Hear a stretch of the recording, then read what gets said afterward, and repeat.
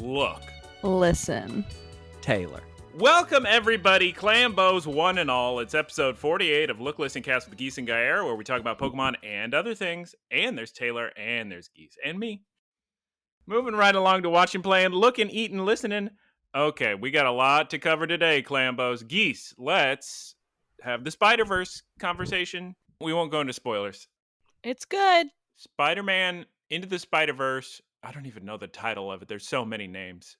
But the most recent Spider-Man Spider-Verse film, I enjoyed it. I think the opening is very sick. The whole time I kept thinking, man, if you were somebody who grew up reading these comics, this must be the most amazing experience imaginable. You just know all these characters and just, oh man, it must be so sick.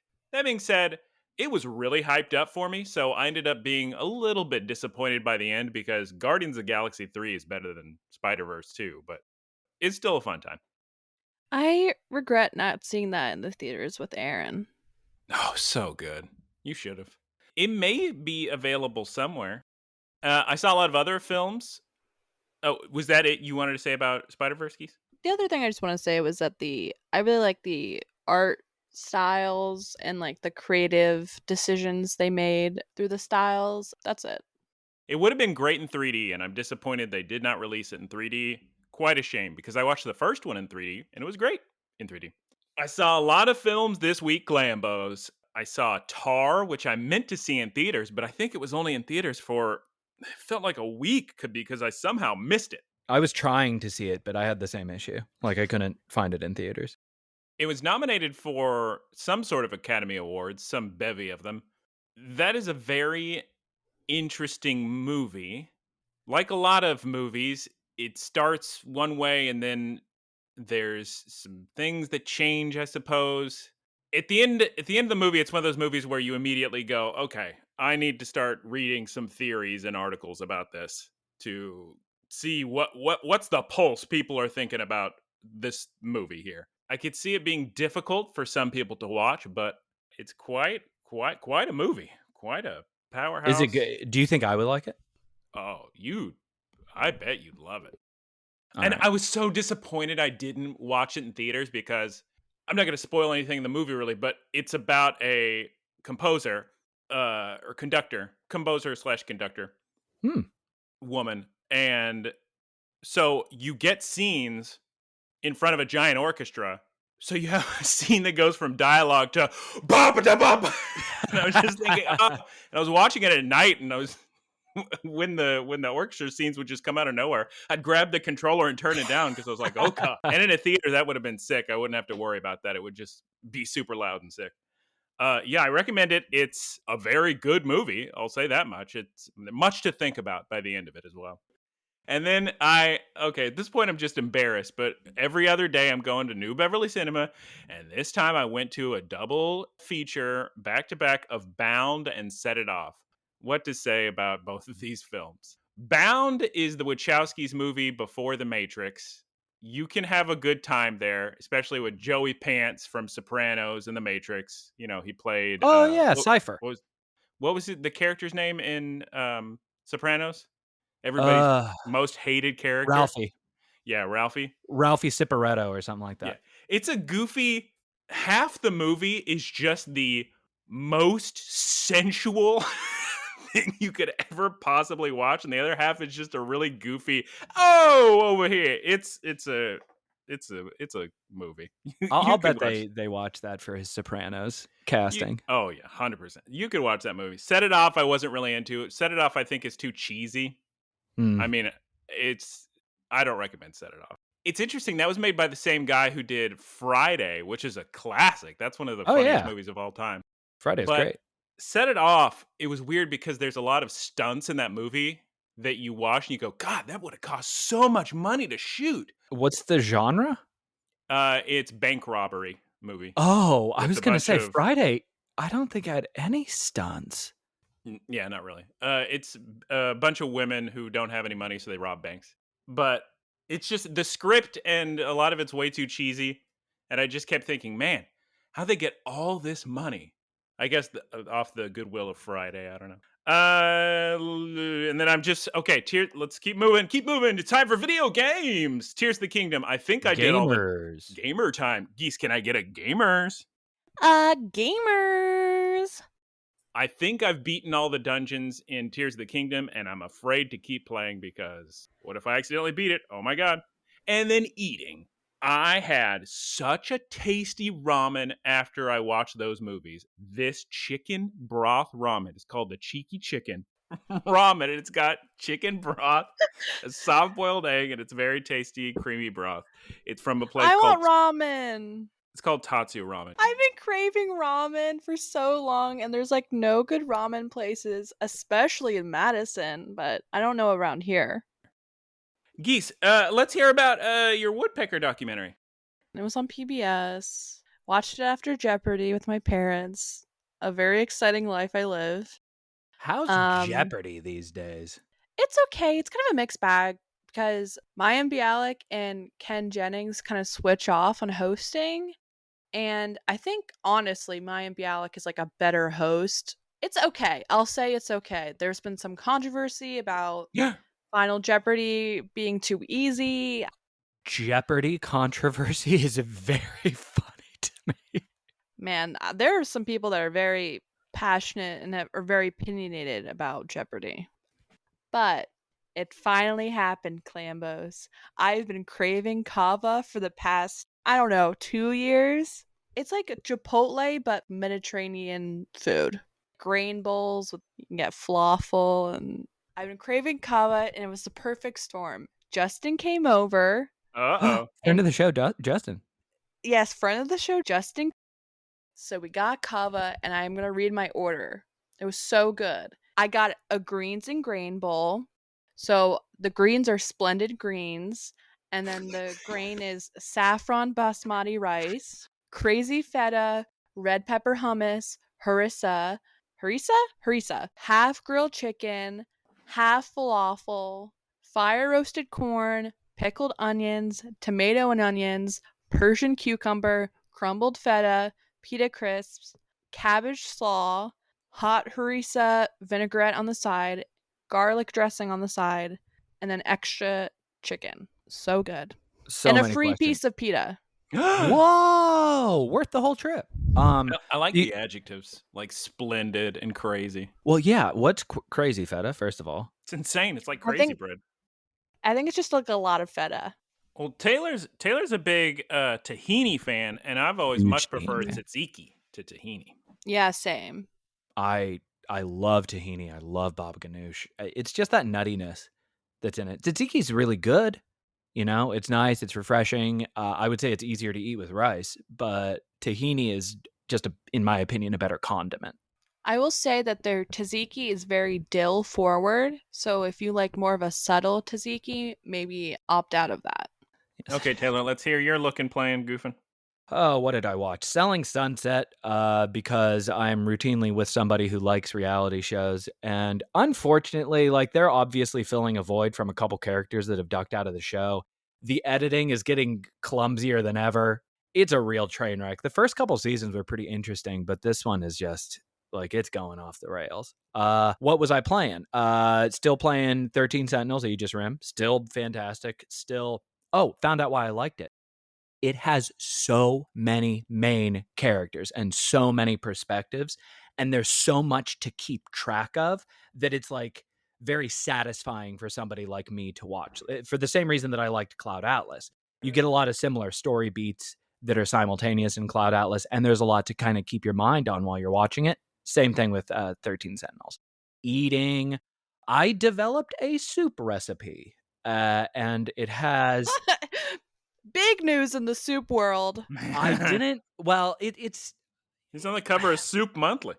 It's Soup Quarterly. I'm not big enough for Soup Monthly yet, but I was thinking about it, and normally I'll make a lot of food, but I've seen somebody do something with the techniques and things like that. This one, I just blindly went into it, and it wound up taking me like 2.5 hours because there's like some brining, and then there's so much chopping. I have a blister on my finger. Okay, what's in the soup? What kind of broth? what It's what too are we much. working with? It's too much. But soup talk. it's very it tastes very Mexican. Cilantro in it. There's like lime zest and lime juice in it. So those are the real forward flavors, but it has like beans and brine chicken and stuff like that. So it seems like you just made chicken tortilla soup, no? I wouldn't say that, but it's close enough. It's not. I mean, there's nothing new under the sun. It's not like I'm gonna come out and someone's like, what? Can you freeze some soup and mail it to me? Probably. I recently got a giant stock pot, so I made like 40 servings. The other big news, and this is much more important than the soup. I started out with a small thing so I could get into the big thing. I think I've mentioned it. I've been fermenting garlic in honey. So I know, it's exciting. So as we all know, fermentation is mostly rotting something, right? It's like a controlled version of rotting something, and it's fueled by sugar. Honey is a very good vessel for that. 1, it's viscous. 2, it's sweet, and it's antibacterial. So garlic is antibacterial, honey is antibacterial. They work really well together. I didn't realize there was this absurd underground honey culture. So oh my I gosh, was Taylor. Yeah. Oh, yeah. I had no idea. Honey. No, look, I need to tell a quick story. She'll go off. I need to tell a quick story. I, one time, went to a fair hosted by a historical park near my hometown. And there was a young man who was the beekeeper. And he had a table showing the honey that they make at this park. And I thought, wow, I'm in love with this man. This man is for me. Oh, wow. So I emailed the park, be like, hi, I'm interested in beekeeping. I wanted to get in touch with your beekeeper. Can I have his email or contact information? Heck yeah, Geese. And she was like, sure.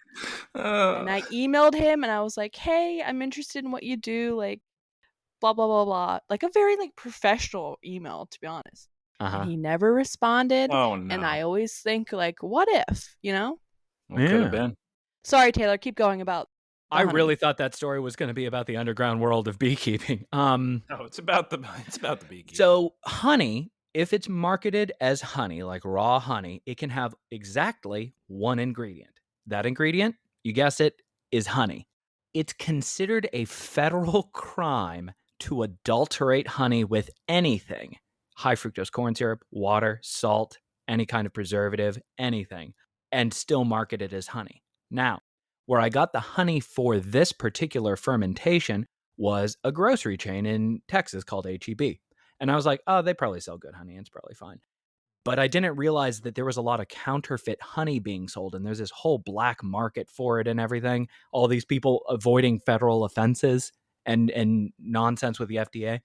So I have been fermenting this for like a week and a half, and I've been tasting it.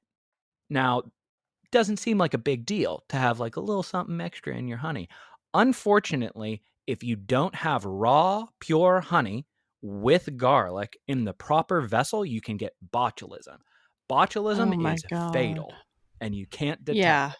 So I've been trying to like monitor that and everything. I think I'm total about 2 weeks and change, 2.5 weeks out. And I've been tasting it, and it's okay. But I was also thinking, well, I'm still coughing up blood. Do I have? Yeah, I was just about to say.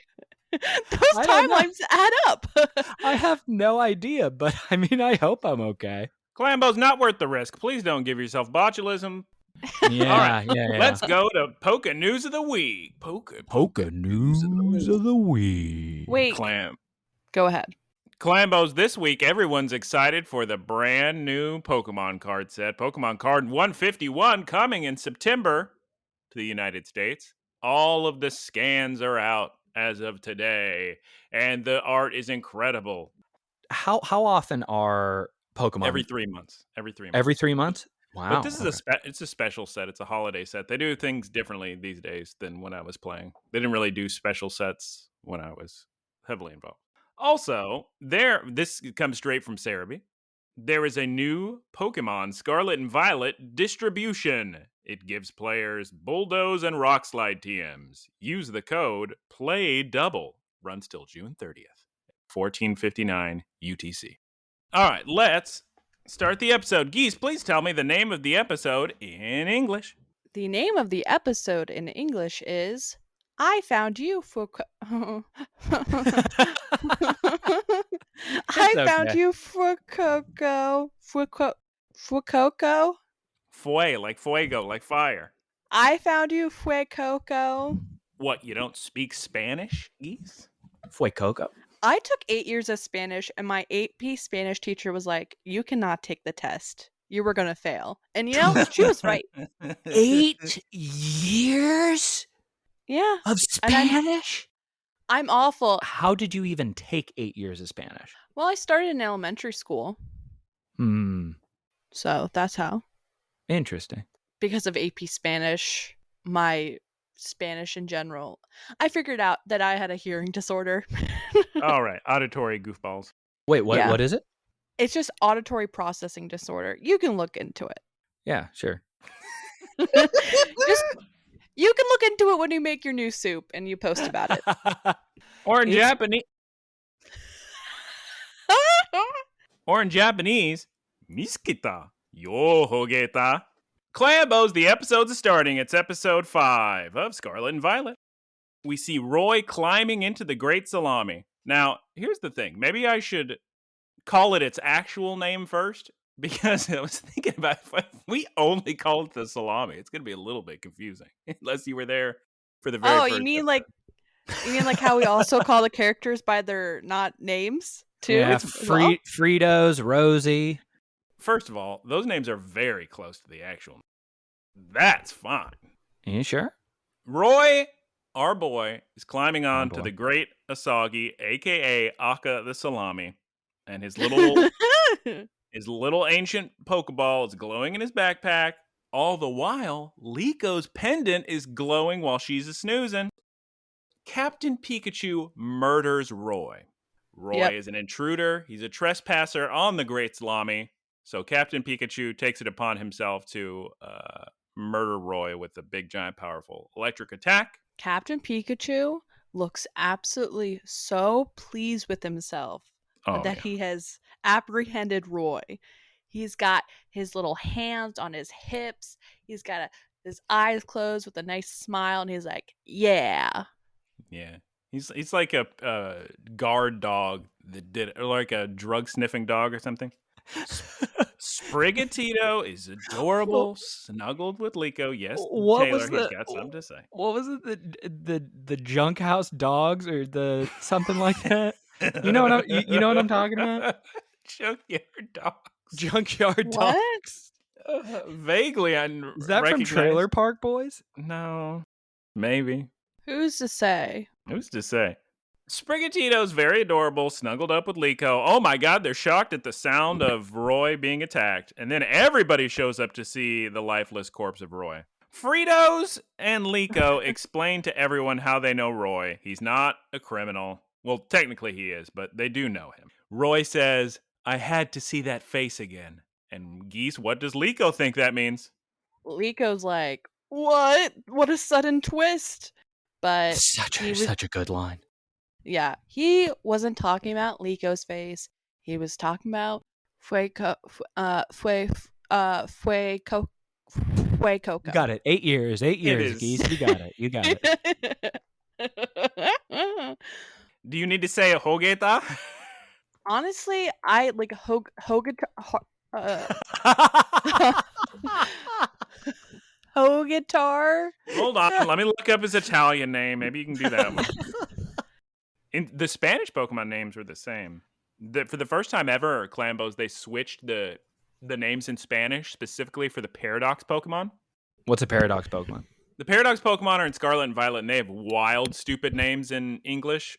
In Japanese, they actually have cool names, like a normal Pokemon name. But in English, they're all Walking Wake and Iron Treads and Iron Valiant and Screaming Tail. And they're all adjective noun, 2 words. Oh, so they're warrior cat names. Sure. When my sister announced that she was pregnant, I looked on the warrior cat name generator website to pick a name. As you do. And the name that I chose for my sister's son was Wolfblood. So I will be calling him Wolf Blood. Now, explain that to me? No, we don't need to. Italian's the same as Spanish, unfortunately, in English. So maybe you could go German. His name is Krokel in German. Krokel. Krokel. Krokel. Krokel. I choose you, Krokel.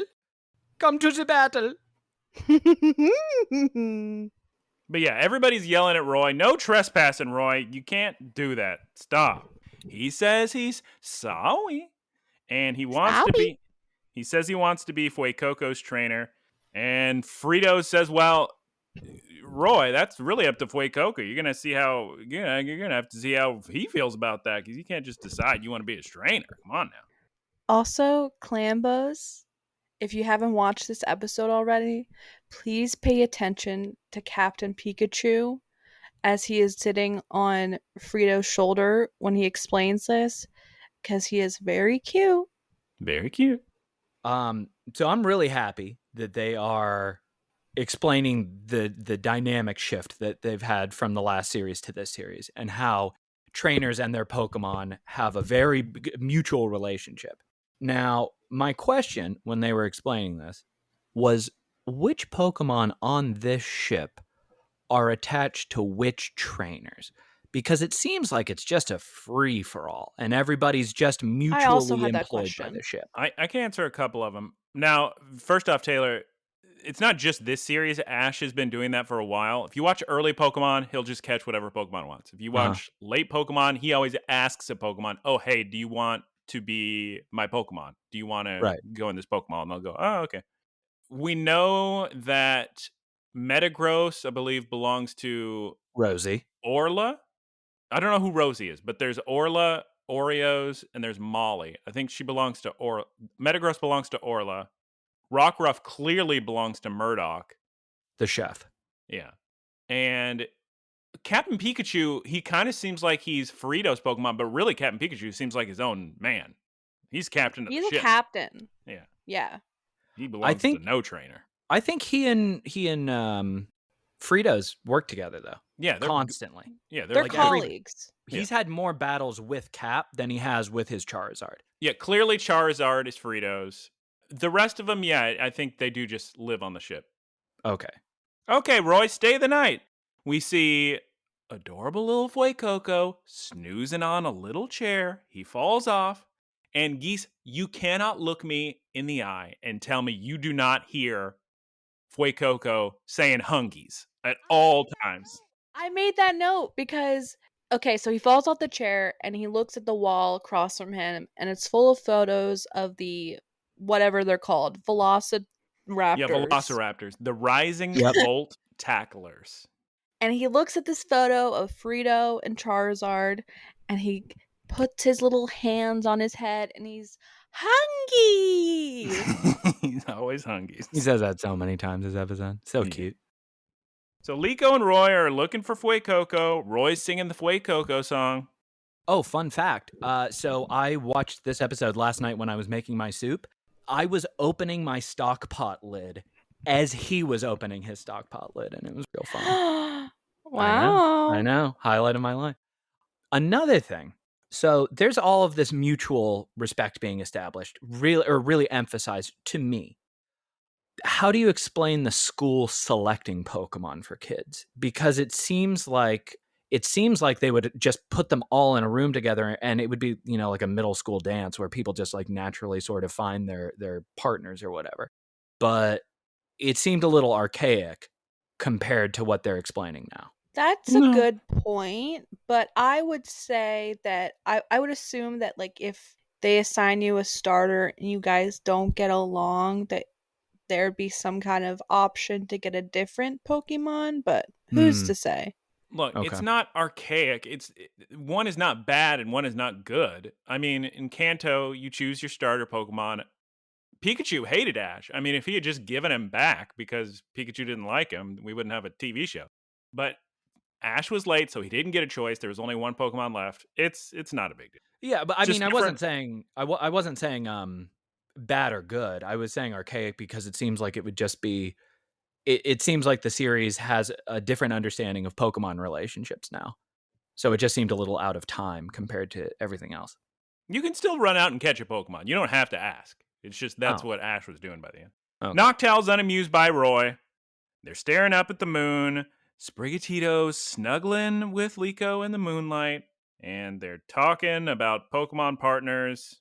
It's supposed to be some sort of moving moment, but then I think Roy starts singing, and Liko says, "You ruined the moment." We cut to the next morning.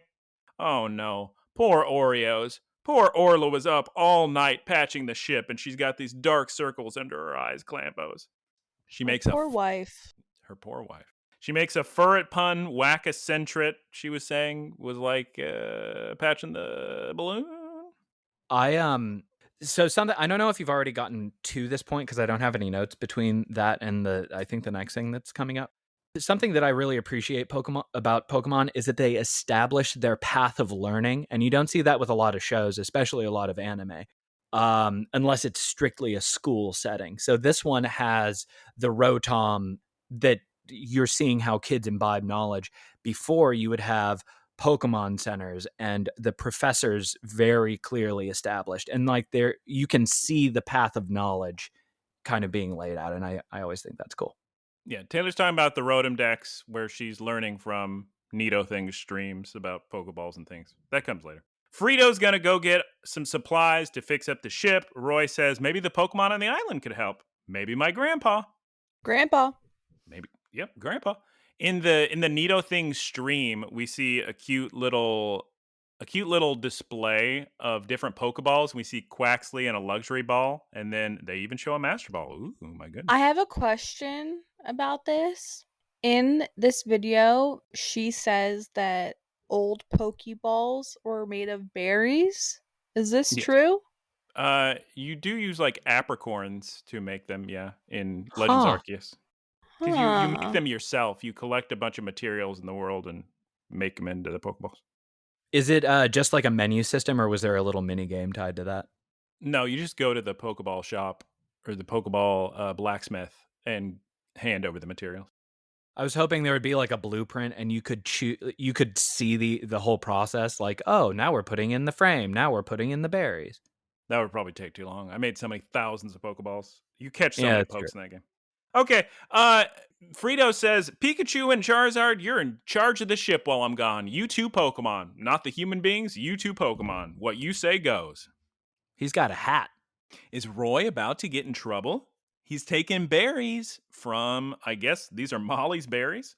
He's grabbing them out of some drawer because he thinks that Fuecoco is going to be hungry because he still can't find Fuecoco.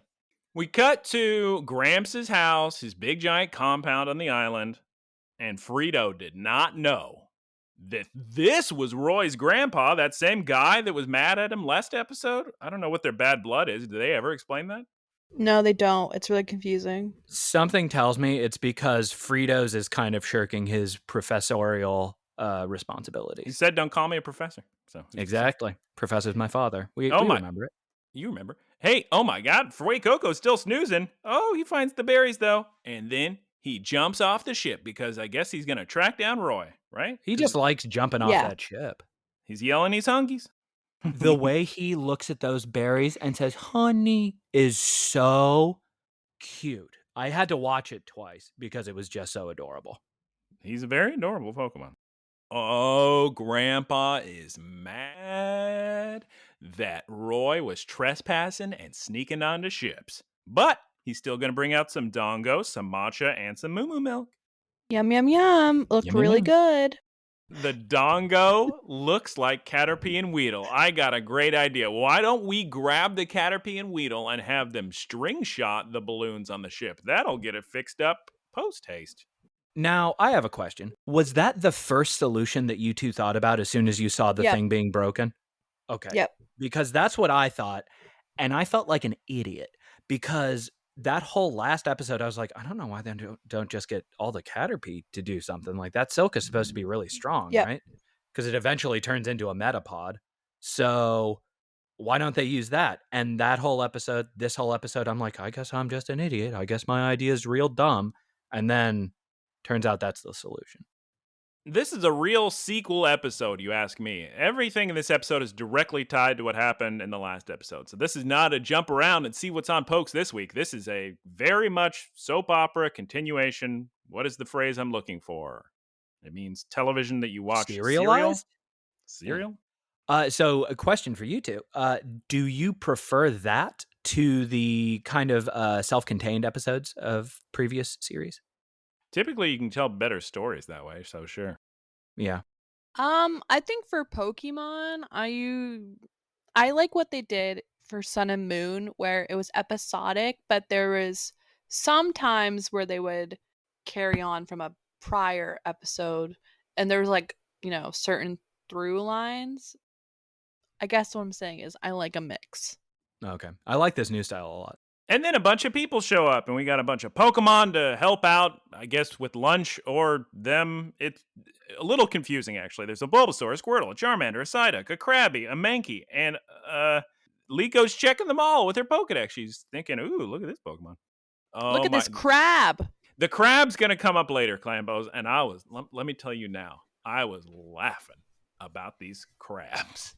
Crabby in English, but in Japanese, just crab. It's very good. Just crab. Just crab.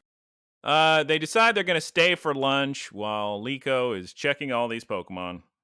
We cut to Fuecoco. He's looking around Roy's clubhouse. Can't find him. Oh, Clambos. Geese, why does Fuecoco get so sad? He's holding his little berry. It's the worst scene of the episode. You may have blocked it out from the trauma.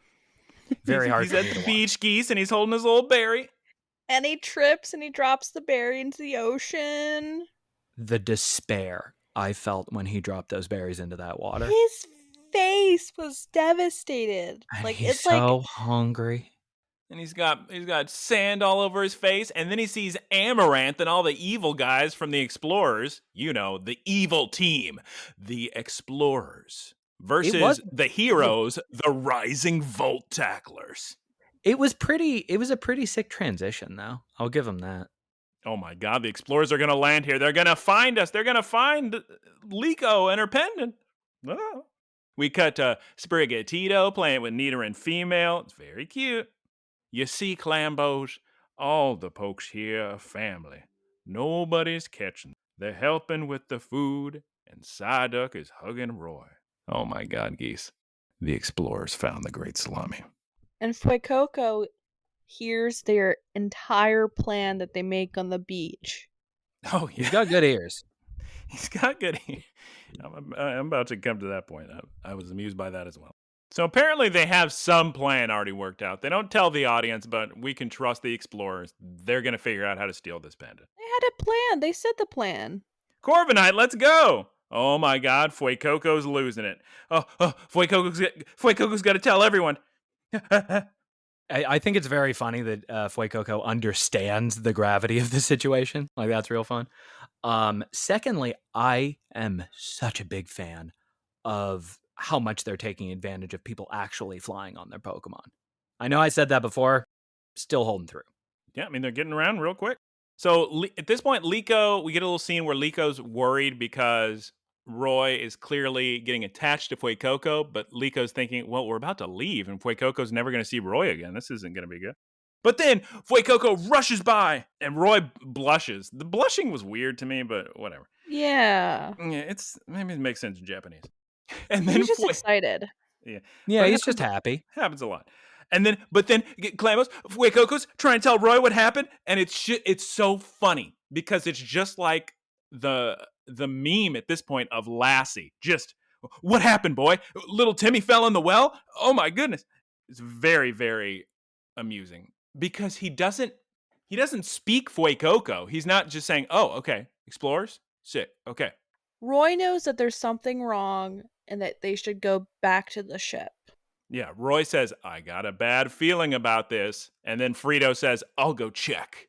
On the Great Salami with Charizard. You two kids stay here. Hey, Gramps, watch the kids. But there's a storm a-brewing.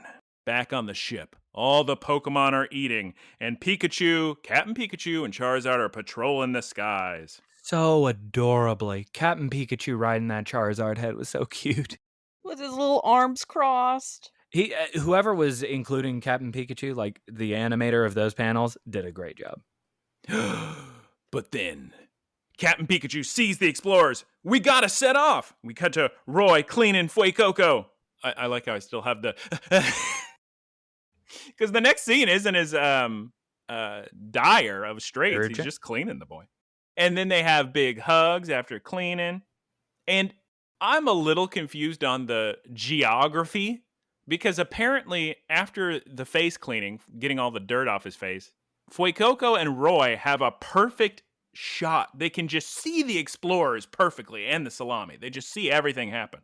So then they decide they're going to intervene, I suppose. We cut back to the explorers versus the Rising Volt Tacklers. Go Rhydon! Go Golduck! We're taking over the ship! Go Metagross and Rockruff! And we get Frito versus Amaranth. Charizard versus Corviknight. Liko and Roy tell Gramps about the explorers and the pendant. Clambos, at this point, there's a lot of back and forth between the two groups of people. Rock Tomb, I believe, is the move that is used. They say Rock Seal in Japanese. That's not a move in English, so I'm thinking it's Rock Tomb. But I laughed so hard looking it up, because no matter how many times I typed in Rock Seal Pokemon, any combination of that, Google just kept showing me a giant picture of Sfeel, thinking I was trying to look up Sfeel, this little round Pokemon. He was always smiling at me, but I think it's Rock Tomb. Rock Blast. And then Clambos, you can ask Taylor and Geese, because here's my favorite part of the episode. There's all these attacks going off, and the only thing anybody's worried about is the crabs. Oh, no, not the crabs. It's very funny attention being put on them. All these crabby, they're just on the beach, and these rocks are falling everywhere. I couldn't stop laughing. Okay, then we cut to Roy. Roy's asking all these bug Pokemon, can you please help us, bug Pokemon? We got to fix the ship. And the Caterpies and the Weedle say, oh, yeah, sure, that sounds good. And Scyther's like, all right, perfect, I'll help too. Imagine, is that the scene where Scyther puts its hand on Roy's shoulder? Yep. Imagine getting consoled by a Scyther. There's just a razor sharp blade being put on your shoulder. I'm sure Scyther's being careful. Then we get a very, very strange scene. I could make a joke, a Twitter meme joke, but I don't know if anybody would get it, about this is the most accurate portrayal of a pan attack ever on screen. But Roy and Liko both just start shaking uncontrollably. And I'm sure they were going for something, but it didn't work for me. I thought, yeah. I was like, I was just like, okay, we get it that they're very amped up and emotional about the potential like damage to, I guess, Liko's new home. But yeah, I was like, okay. Didn't work. I don't understand a lot of what everybody's shaking, everybody's blushing. And then, and then the woman that stole Sprigatito shows up, and she said something very funny. She says to Sprigatito's upset that this woman is here. She says, I guess we really can't go back to those days, can we? So funny. Then we get some good game music. Still a very silly scene, though, which I'm sure Geese loves. She likes when it's silly. I mean, I don't think it was as silly as it could be, because I think the bad lady who wants to have Sprigatito, like, they've done it before where it's funnier and sillier, but this was like weirdly like serious. I don't know. I didn't like it as much. Well, we cut back to the beach. Oh, thank goodness the crabs are saved. Oh, Krabby. Oh, you're safe. Corviknight, use Hurricane. And then all the bugs start to string shot. I don't know what the Scyther does exactly, but whatever the Scythers do, it works. I guess they just cut off the string shot to seal it, I guess. Yeah. Just so it's not still attached to the Caterpie. Yeah, I guess so. And then Chansey runs, just slap right on in the face. Oh, Chansey, I believe, belongs to Molly, if I were to guess. Yeah. Shannon? And then a rock blast goes towards Chansey and Fuecoco. Air slash, dodge, flamethrower, hungies. Fuecoco tries to Ember Clambos, but he just can't do it. He tries and tries. Like Litten in that story arc in Sun and Moon. Oh, yeah, exactly. Oh my god, Hurricane on a distracted Charizard. Charizard's watching whatever's happening between Fuecoco and Roy, those two goofballs. Amaranth keeps yelling at Frito to pay attention to the battle, and this is serious. Yeah. What was the attack that he used to say pay attention to me? Was it like Hurricane or something like that? Hurricane. It was very, very funny. And apparently off-screen, Sprigatito beat the Golduck. There's a lot of off-screen battling this episode. They must have run out of budget. I didn't understand that. That's the first battle we've seen Sprigatito actually win. And they don't even show it? I mean, I could imagine that a full-powered Leafage could hurt a water-type Golduck. So, makes sense to me, I guess. It's just odd. Okay, so Fuecoco can't do anything. Liko tells Roy, hey, Roy, maybe if you tell Fuecoco how you feel about him, he'll then be strong enough to battle. So, now we get into what I don't know how they're going to do this in English. I know it's going to be terrible in English, but Roy starts to do what is known as annnnd, which is a very, very, very Japanese concept of cheerleading, where these men in black suits do these cheers in front of people. And there's a whole game series. It's the predecessor of Elite Beat Agents, but it was never released over here. So I had to go to Japan to get these video games. But the gameplay is Elite Beat Agents, but it's just annnnd. So you're these guys just cheering people on in their day-to-day life. Like, you can do it. You can do it at work. You can get your laundry done. You can eat your ramen. And they're just dancing and cheering. I hope they don't localize that at all and they just keep it as it is, because even without that cultural context, I still understood what was going on. So then Roy decides he's gonna get Fuecoco powered up by going Hogēta, Hogēta, Hogēta, something like that. Ganbatte, ganbatte, Hogēta. It's the way they layer in the music. When he was doing that, I was like, oh, okay, this is like a cute little child like singing to the Pokemon the same way. And then they just kept adding in the music and getting more and more intense. And I was pretty hyped by the end of it. Yeah, good. It was sick in Japanese. I liked when the beach guitar came in. A beach guitar? Like the surf guitar. Like the surf guitar. Yeah, like Miserlu. Sure. Hogēta. Oh, I forgot it again. Wasn't also, it Hogēta, something like that? Well, I just listened, but then you said Hogēta, Hogēta. So just imagine that getting real sick with music being added, including beach guitar. Everyone should watch this in Japanese. Also, Sprigatito is not a fan of the singing. She's unamused. I'll tell you that much. Thinking, what is wrong with these people? But it worked. It's very weird to me seeing how different from Sprigatito Liko is. Like, those two are very, very different personalities, where Captain and Fritos and Charizard, I guess, whatever thing that you have going on, that makes sense. Where Hound Pup and Ship's Captain, or Ship's Hound Chef. Pup? Yeah, Hound Pup. Hound Pup. Hound Pup, use Rock Tomb, you know. Rockruff? Yeah, Rockruff. That's what I said. He and Mess Hall Matey, those two make sense personality-wise. And it seems like Soul Blades and Amaranth go together well, because they're both evil-looking people. Sarah Ledge? Roy, our boy, and Hogētor. Fuecoco. What is it? Fuecoco. Those two go together real well. But Liko and Sprigatito. Yeah, I can agree with you on that.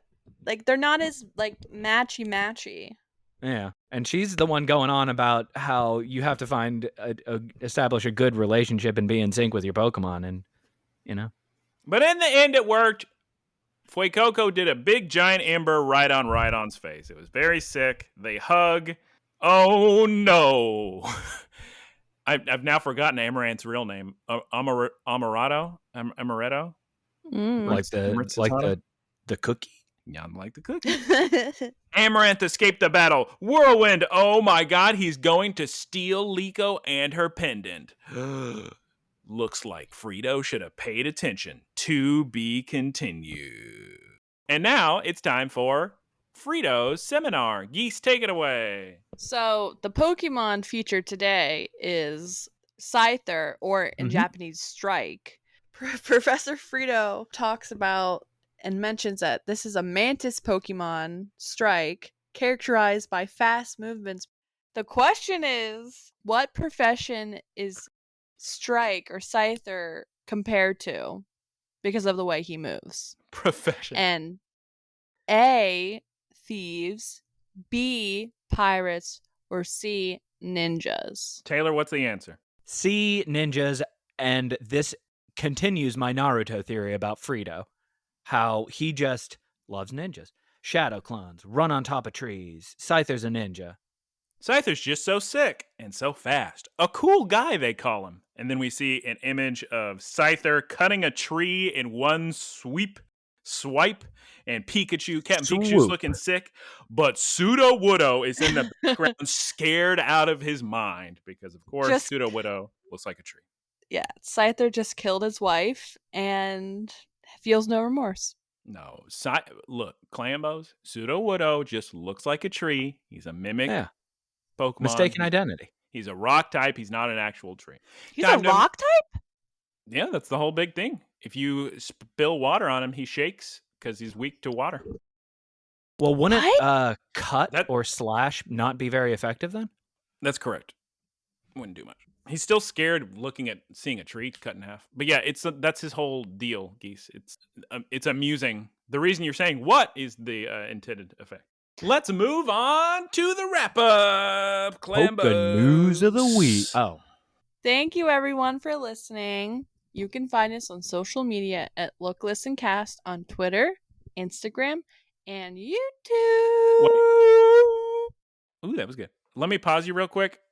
We should just, real quick, one sentence. We don't have all the time in the world, but how did you enjoy this episode? How did you like this episode? I liked it. I think it was okay. It wasn't my favorite.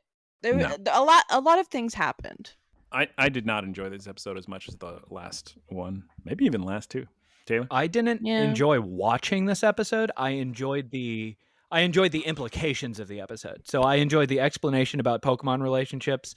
I enjoyed that there's an actual path that Roy is taking to join the crew rather than it just being something arbitrary. But Fuecoco steals the show. Yes.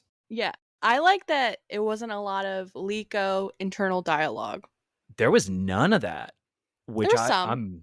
Was there really? I thought it was just the summary at the beginning. She was like, "Oh, I realized that we're gonna leave and he won't be able to see Fuecoco anymore." Yeah. Okay. Yeah, but overall, not as interesting of an episode. I'm not sure why. There was action, but there's entire scenes I didn't like. So I guess that the shaking and the blushing, I don't know. They're just rinsing and repeating their episode structure and the content of it at this point. It's like, oh, wow, we ran into Amaranth. Frito's better fight him. They better talk a little bit. Whoa. It feels like these last couple of episodes, and I'm assuming the next one, it's just things they need to do to get to the point of what the episode structure will be like for the rest of the season, where it's they'll go on adventures together. It's kind of wild to me that they still don't have Roy as an established member of the team yet. And it's 5 episodes? But we do know that Liko is taking remote learning classes. So yeah, we do know that. So let's thank Keith for our artwork. Thanks, Keith. And the boilerplate. You can follow Keith on twitch.tv/KeithSquared. Thank you to all of our supporters. You can go to looklistencast.com and support us via Spotify for podcasters. Thank you very much. Please recommend this podcast to your friends and family, your nephews. And grandmothers. Your grandmothers. Taylor, please thank Aaron. Aaron, thank you. From the bottom of my heart. For the boilerplate. Yeah. And the website. Taylor, would you like to read the question this week from Professor Tickle Bits? Because from Riding D-Van, have... It's from Professor Tickle Bits. If you have a question, and even if you don't, come up with one, and then send it to looklistencast@gmail.com. All right. From Aaron McBits. Just say Professor Tickle Bits. Say from just Aaron, clean cut? Professor. Clean cut? and go. Professor Tickle Bits, From what you're going to say. Aaron, Professor clean Tickle cut, Bits, clean McBits, cut, edit, and go. Do you know what you're going to say? Professor Tickle Bits And clean asks, cut, and go. Professor Tickle Bits asks, do you think Pikachu uses a litter box? That's a good question. I think they kind of ignore Pokemon waste for the most part. We don't hear too much about it. I used to I've think never they just went in their Pokeballs. I've never seen him sitting on a toilet. Have you? I think he does use a toilet because he's a gentleman and a scholar. So he crawls up the toilet. He's gonna fall Yeah. in, Geese. He's No, not that he big. Can do it. He can bounce. Like, he can do it. I don't think they have enough toilets to accommodate all that Pokemon or all those Pokemon. Yeah, where's Metagross going to the bathroom? I have Yeah. no idea. I think Pokemon don't go.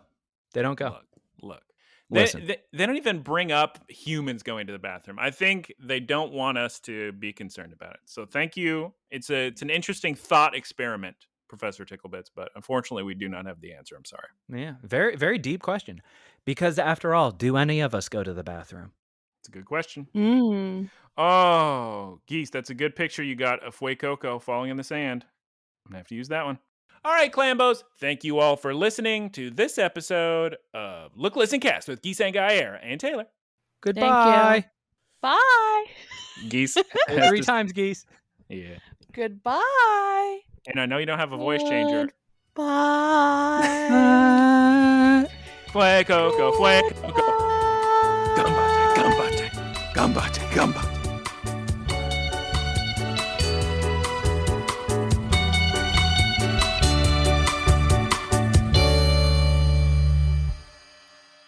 Howdy, y'all. It's me, Geese Pete. Thank you for listening to the Geese Pete Productions podcast.